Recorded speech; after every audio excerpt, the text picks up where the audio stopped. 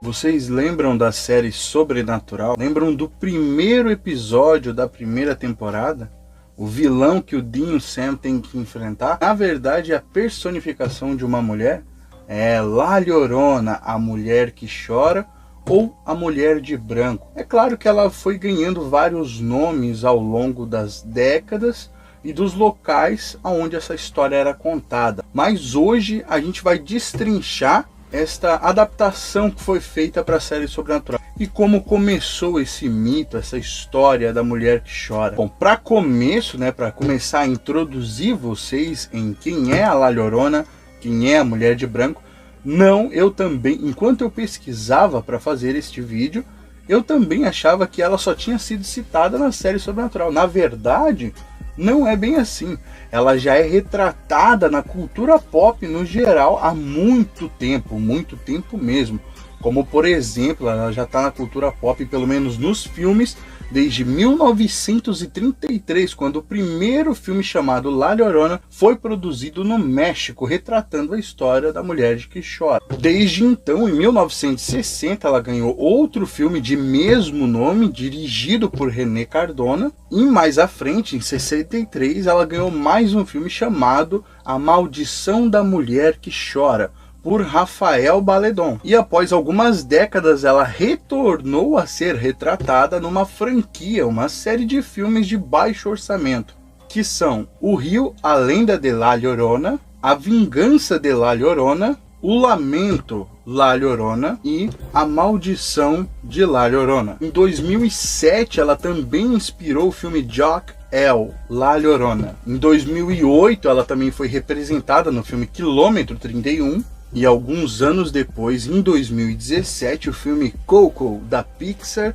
tem um dos personagens que canta a música La Llorona, que é uma música que foi composta pelo cantor Andrés Hinestrosa em 1941. Em 2018, o renomado diretor James Wan fez um filme chamado The Curse of La Llorona. No mesmo ano, um diretor guatemalteco, Jairo Bustamante, produziu um filme de nome La Llorona. Foi exibido no Festival Internacional de Toronto em 2019. E a sua última retratação foi no filme The Legend of La Llorona, lançado no ano de 2022 e estrelado pela lenda do cinema Danny Trejo. Programas de TV. Como eu havia dito no começo do vídeo, a sua primeira retratação nos programas de TV, ou para nós brasileiros, nas séries, foi na série Supernatural, lançada em 2007, no seu primeiro episódio da primeira temporada. Foi mostrada também em 2012 na segunda temporada de Grimm e foi retratada também nas animações The Craig of the Creek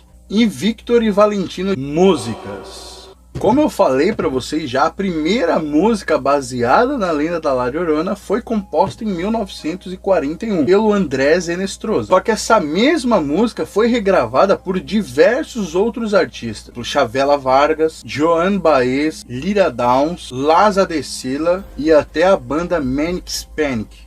Literatura. Ela também foi retratada em diversos livros, como em The House of the Scorpion, Ordinary Girls e Paola Santiago e o Rio das Lágrimas. Origem. Mulher que chora vem do folclore pré-hispânico, mas ela é muito associada até ao período pré-colonial, principalmente entre as interações de conquistadores espanhóis e mulheres indígenas. Uma das versões mais conhecidas dessas mulheres é uma mulher que se relacionou com um conquistador espanhol, rico por sinal, e após ele a abandonar, como vingança em um acesso de raiva, ela matou seus 2 filhos. E após se arrepender, acabou tirando sua própria vida e foi condenada a ficar vagando e chorando pela alma de seus filhos. La Malinche.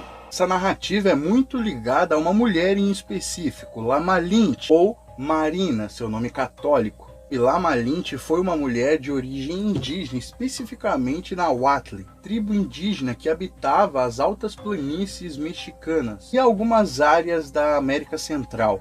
Ela viveu e morreu entre 1496 e 1551. Não se sabe especificamente o motivo ou a causa da sua morte, mas em vida ela fez parte da tripulação de Hernán Cortés, um conquistador espanhol que ajudou a destronar o Império Azteca de Montezuma II, Tihuanacoatl. Essa lenda é mais popular na América, mais precisamente no México e no sudeste dos Estados Unidos. Os documentos sobre a existência dessa lenda da La Llorona remontam até 1550, mas há teorias e indícios e até mesmo relatos de que ela possa remontar até a mitologia azteca, já que a La Llorona é muito relacionada a Tihuanacoatl, que é a deusa azteca da maternidade e da fertilidade. Tihuanacoatl foi considerada a deusa protetora do povo chamelca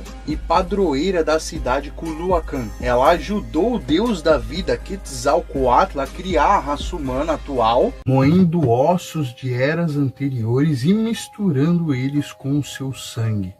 Ela também é a mãe do Mixcoatl, e é aí que vem a semelhança com a La Llorona. Diz a lenda que ela abandonou seu filho Mixcoatl em uma encruzilhada, e arrependida passou a voltar lá, mas quando voltou ele já não estava mais lá. Então ela passa diversas noites voltando àquele mesmo lugar para achar seu filho que nunca encontra. Semelhanças. Deu para ver que a história dela quase se repete ao longo das eras de formas diferentes, com personagens diferentes, mas ela também tem muitas semelhanças com outras personagens da história, como por exemplo com a mãe dos deuses Coatlicue, sem contar a deusa do sustento Tonantzin, e também uma semelhança muito forte com um conto alemão chamado Die Weise Frau, o que é bem estranho, já que se passa antes do início da própria lenda, o que transformaria esse conto na versão original desta lenda. Mas há também uma semelhança com o conto grego, que é o conto da semideusa Lâmia, qual a Hera, esposa de Zeus, soube do caso da Lâmia com os Zeus e decidiu, por vingança, matar os filhos de Lâmia. E por ciúmes, raiva e ódio da perda de seus filhos com Zeus, Lâmia passou a matar os filhos de outras mulheres. Versões. México. No México, essa história é contada principalmente para assustar as crianças e impedir que elas fiquem perto dos lagos e dos rios. Guatemala. Na cidade da Guatemala, eles dizem que vivia uma mulher que era casada e teve um caso com um amante. Engravidou desse amante. A criança que nasceu se chamou Juan de la Cruz. Ela afogou para que ninguém soubesse desse caso dela. No final das contas, a mulher foi condenada na vida após a morte a vagar procurando por seu filho assassinado. E em todo lugar onde houvesse um rio ou um lago, ela estaria lá procurando pelo seu filho, chamando por ele enquanto chora. Por isso, o apelido La Llorona. Esta lenda foi contada a gerações incontáveis de crianças. A parte que mais deixava as crianças desesperadas eram os gritos da La Llorona. Detalhe peculiar nessa versão guatemalteca é que quando você ouvisse os gritos da Chorona, quanto mais próximos eles parecessem, mais longe ela estaria de você. Quanto mais longe você os ouvisse, quanto mais distante e mais baixo você os ouvisse, significaria que ela estaria muito próxima de você. E caso alguém tivesse o azar de encontrá-la, ela levaria para o mundo dos mortos. Estados Unidos. No sudeste dos Estados Unidos, a versão que era contada era bem semelhante, praticamente para que as crianças não brincassem à noite na rua, nem brincassem perto dos rios e dos lagos. Venezuela. Nessa versão, a história da La Llorona se passa em Llanos venezuelanos e conta uma versão um pouco diferente e peculiar e muito interessante da La Llorona.